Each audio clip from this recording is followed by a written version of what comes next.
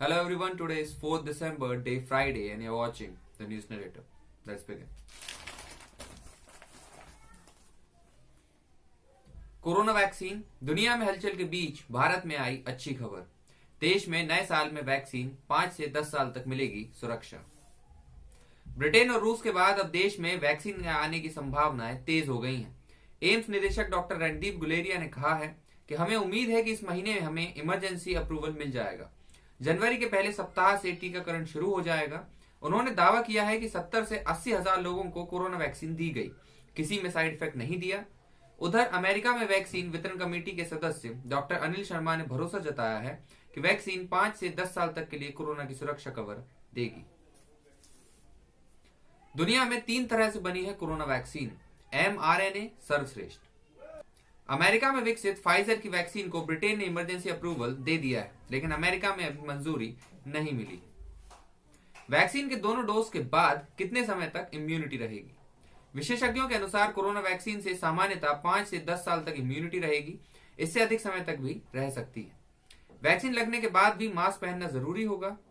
Vaccine लगने के 28 दिन में शरीर में इम्यूनिटी विकसित होती है। इसके 21 से 28 दिन बाद पूर्ण इम्यूनिटी के लिए वैक्सीन को दूसरी डोज दी जाएगी। हालांकि शरीर में एंटीबॉडीज विकसित होने के लिए कोई चेकअप या फिर मानक नहीं तय हुआ है। दोनों वैक्सीन करीब 95% प्रभावी हैं, लेकिन मास्क पहनना जरूरी। क्या बच्चों के लिए भी वैक्सीन लगाई जाएगी या जरूरत होगी?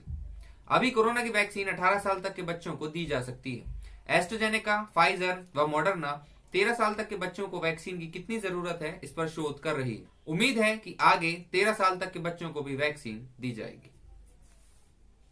मुठभेड़ में साइको किलर ढेर, गोली लगने से 5 पुलिसकर्मी घायल। रतलाम शहर के ट्रिपल मर्डर का मुख्य आरोपी गुरुवार रात पुलिस मुठभेड़ में ढेर हो गया। फायरिंग में 5 पुलिसकर्मी भी जख्मी हुए। साइको किलर दिलीप देवल ने 3 साथियों के साथ 10 दिन पहले एक दंपत्ति व उनकी बेटी की गोली मारकर हत्या की थी।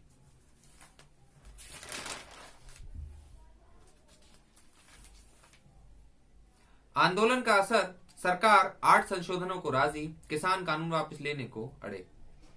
किसान नेताओं के साथ गुरुवार को 7 घंटे की बैठक के बाद सरकार ने कृषि कानूनों में 8 संशोधन का प्रस्ताव रखा है, जिसे किसान नेताओं ने नकार दिया। हालांकि बैठक में कृषि मंत्री नरेंद्र सिंह तोमर ने किसानों को भरोसा दिलाया कि एमएसपी को छुआ नहीं जाएगा, इसमें कोई बदलाव नहीं होगा। अटल बिहारी वाजपेयी विश्वविद्यालय को एमसीआई का जवाब, नहीं कराई जा सकती पढ़ाई। प्रदेश में इकलौते हिंदी विश्वविद्यालय में मेडिकल और इंजीनियरिंग की पढ़ाई नहीं हो सकती। ये दोनों विषय नई शिक्षा नीति के अंतर्गत नहीं आते हैं। हिंदी में दोनों कोर्स को पढ़ाने के संबंध में भी कोई प्रावधान नहीं है, इसलिए अटल बिहारी वाजपेयी विश्वविद्यालय को अनुमति नहीं दी जा सकती। यह जवाब मेडिकल काउंसिल ऑफ इंडिया ने हिंदी विश्वविद्यालय के प्रस्ताव को लेकर दिया है। सूत्रों के मुताबिक अब विश्वविद्यालय की ओर से केंद्रीय शिक्षा मंत्री को पत्र लिखा जाएगा। प्रदेश में मिले 1450 संक्रमित। गुरुवार को यहां 1450 नए कोरोना संक्रमित मिले हैं। यहां 13 मरीजों ने कोरोना से दम तोड़ दिया। यहां 1569 लोग स्वस्थ होकर घर भी लौटे हैं। इधर इंदौर में 560 तो भोपाल में 375 नए मरीज मिले हैं। इंदौर में 4 तो भोपाल में 2 की मौत हुई। रजनीकांत बोले, हम सब मिलकर लाएंगे बदलाव। तमिल सुपरस्टार रजनीकांत जनवरी में अपनी राजनीतिक पार्टी लॉन्च करेंगे। उन्होंने गुरुवार को बताया कि इसके बारे में 31 दिसंबर को घोषणा की जाएगी। उन्होंने अगले साल तमिलनाडु विधानसभा चुनाव लड़ने का ऐलान किया है। मसाला किंग महाशय धर्मपाल गुलाटी ने 98 साल की उम्र में ली आखिरी सांस। भारत समेत दुनिया भर में अपने मसालों की खुशबू बिखेरने वाले महाशय धर्मपाल गुलाटी का गुरुवार सुबह 98 साल की उम्र में निधन हो गया। उन्हें दादाजी और मसाला किंग के नाम से भी जाना जाता था। वे अपनी मसाला कंपनी MDH यानी कि महाशिया दी हट्टी के मालिक और CEO थे। विभाजन के बाद पाकिस्तान से भारत आए गुलाटी को गुजर बसर के लिए तांगा चलाना पड़ा था। वह 1000 करोड़ रुपए से ज्यादा के कारोबार वाली कंपनी छोड़ गए। गुलाटी का जन्म पाकिस्तान के सियालकोट में हुआ। वहां उनके पिता की महाशिया दी हट्टी नाम से मसाले की दुकान थी। यह परिवार अमृतसर में शरणार्थी के रूप में रहा। बाद में गुलाटी दिल्ली शिफ्ट हो गए।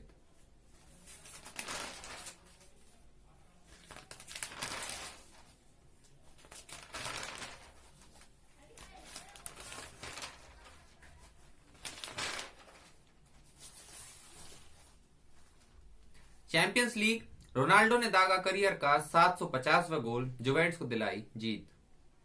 स्टार फुटबॉलर क्रिस्टियानो रोनाल्डो के करियर के 750वें गोल की मदद से इटली के क्लब जुवेंटस ने चैंपियंस लीग में डायनामो कीव को 3-0 से हरा दिया है। एलियांज स्टेडियम में खेले गए मैच में जुवेंटस के लिए पहला गोल पहले हाफ में फेडरिको चियस ने किया था। इसके बाद रोनाल्डो और मोराटा ने गोल दागे। पहला 2020 मैच आज कैनबरा में 1:40 से शुरू होगा मेजबान ऑस्ट्रेलिया से मुकाबला। भारतीय टीम तीसरे वनडे में शानदार जीत के साथ उत्साहित होकर ऑस्ट्रेलिया के खिलाफ 3 मैच की 2020 सीरीज के शुक्रवार को शुरू होने वाले पहले मुकाबले में बढ़े हुए मनोबल के साथ उतरेगी। ऑस्ट्रेलिया में हालांकि भारत का T20 रिकॉर्ड अच्छा है। भारत ने अभी तक ऑस्ट्रेलिया के साथ 9 मैच खेले हैं, जिसमें से 5 बार भारत को जीत मिली। वैक्सीन की खबरों से बाजार रिकॉर्ड ऊंचाई पर। कोरोना वैक्सीन को लेकर लगातार आ रही पॉजिटिव खबरों से बाजार में रिकॉर्ड बढ़त दर्ज की जा रही है। गुरुवार को सेंसेक्स 14.61 अंक ऊपर 44,632.65 और निफ्टी 20.15 अंक ऊपर 13,133.90 पर बंद हुआ। भारतीय कंपनियों में शीर्ष पर रिलायंस इंडस्ट्रीज। फॉर्च्यून 500 भारतीय कंपनियों की सूची में दिग्गज उद्योगपति मुकेश अंबानी की रिलायंस इंडस्ट्रीज शीर्ष पर पहुंच गई। देश की सबसे बड़ी तेल कंपनी इंडियन ऑयल कॉर्पोरेशन दूसरे स्थान पर रही। उसके बाद oil and natural gas corporation ONGC का स्थान है। सूची में देश का सबसे बड़ा बैंक SBI भारतीय स्टेट बैंक चौथे स्थान पर रहा।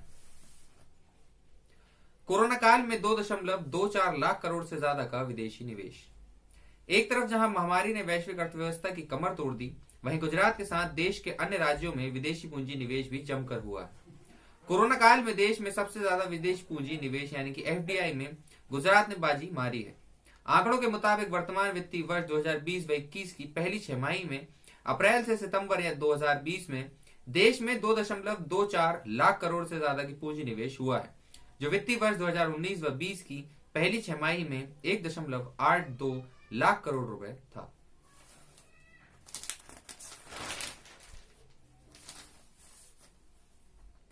दो राज्यों में लव जिहाद के नाम पर बने कानून को सुप्रीम कोर्ट में चुनौती।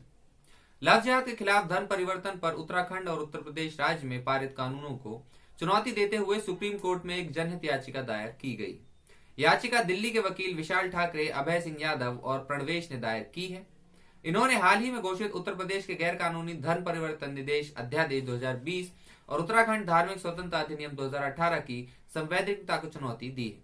याचिका में कहा गया है कि लव जिहाद के नाम पर बने इस कानून को निरर्थक और शून्य घोषित किया जाना चाहिए, क्योंकि वे संविधान के मूल ढांचे को भंग करते हैं।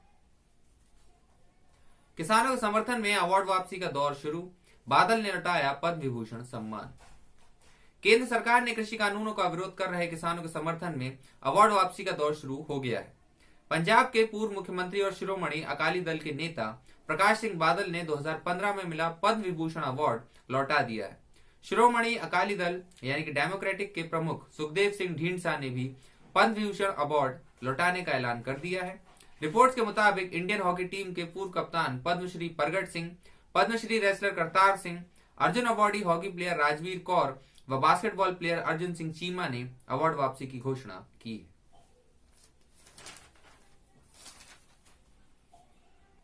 नवाज शरीफ को मिला घोषित अपराधी करार।